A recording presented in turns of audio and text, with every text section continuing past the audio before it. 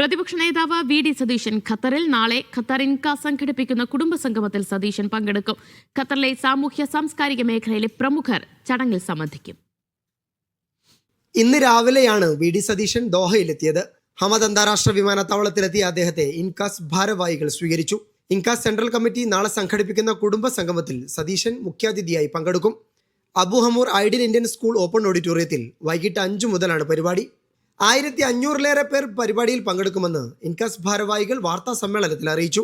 കലാപരിപാടികളും അരങ്ങേറും. SIR അടക്കം പ്രവാസി സമൂഹം നേരിടുന്ന പ്രശ്നങ്ങൾ പ്രതിപക്ഷ നേതാവിനെ ധരിപ്പിക്കുമെന്നും ഭാരവാഹികൾ പറഞ്ഞു. വാർത്താ സമ്മേളനത്തിൽ INCAS Qatar president Siddique Purayil, general secretary KV Boban, treasurer Jees Joseph, ഭാരവാഹികളായ ഷമീർ ഏറാമല, ജോപ്പച്ചൻ തെക്കേക്കൂറ്റ്, മുഹമ്മദ് ഷാനവാസ്, ജോൺ ഗിൽബർട്ട് തുടങ്ങിയവർ പങ്കെടുത്തു. Media 1 Doha.